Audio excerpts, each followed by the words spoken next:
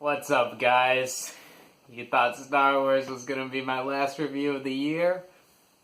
I did too, honestly. But thanks to you guys, my great audience, I got some really good recommendations. It's been a month up and coming now since Coco was released, and I plan to see it since it's Pixar. Of course, I'm immediately there.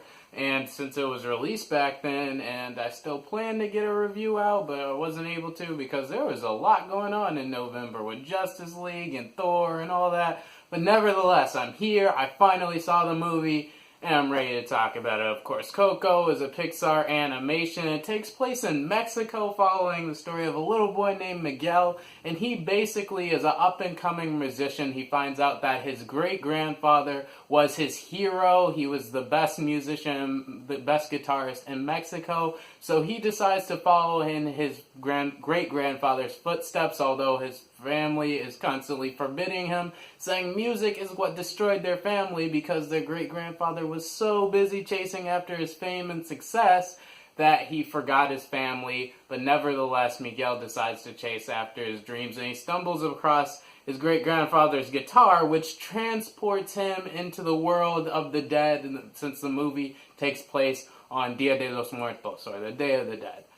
Starting off, what I loved about Coco is the animation. The animation is absolutely phenomenal, and I love that this movie dives into Mexican culture. We haven't seen that. The only humans we've seen in Pixar are the Incredibles, and that was an all-white family. But I'm glad Disney is starting to diversify itself, with Moana last year exploring Polynesian culture. Now we have Coco going into Mexican culture in the Day of the Dead. I absolutely love the animation. The colors are vibrant. All the scenes where he goes into the world of the dead are absolutely beautiful. The character animations are amazing. When they emote, it's so easy to emote because you know you're watching a cartoon, but the character models are so lively and in-depth. I absolutely loved every second of the animation in this movie.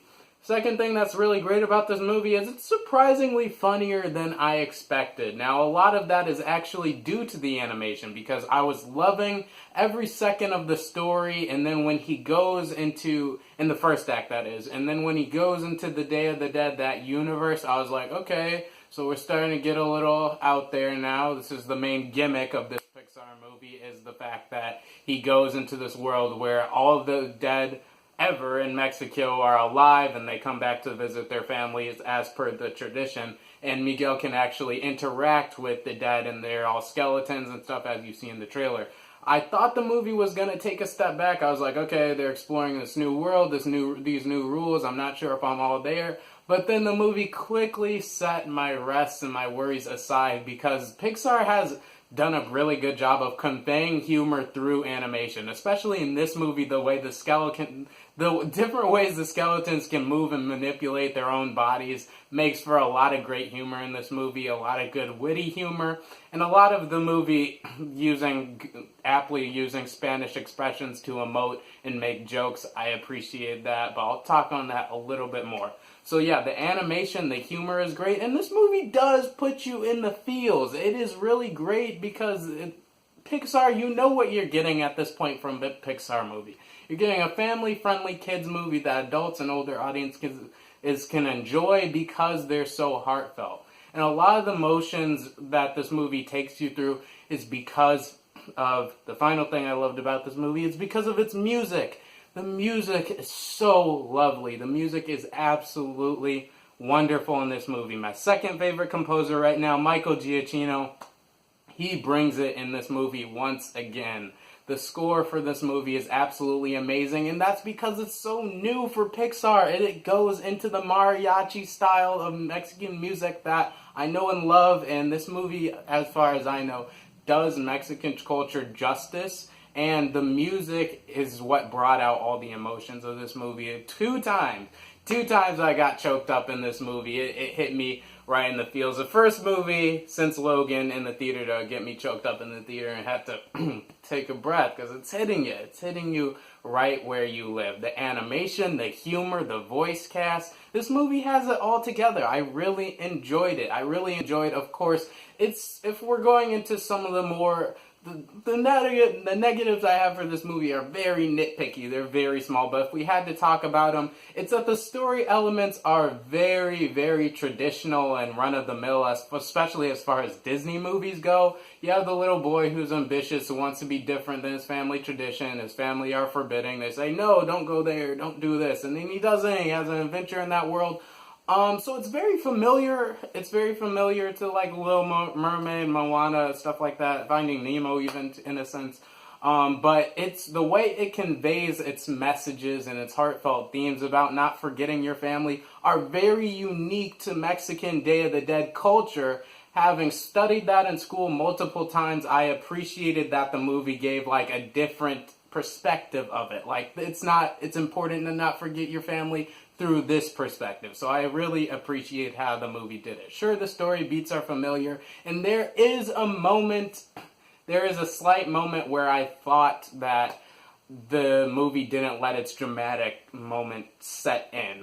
Like with Justice League and like Thor, this was a huge criticism of mine, that when you have a dramatic moment that really puts the audience in the feels, it's important to let that moment resonate and let it marinate before you get into the comedics or the more adventure stuff. There's one moment in this movie where I was feeling it, I was fighting back the tears, it was hitting me, and then the movie just goes into typical third act chase sequence, kid stuff, humor.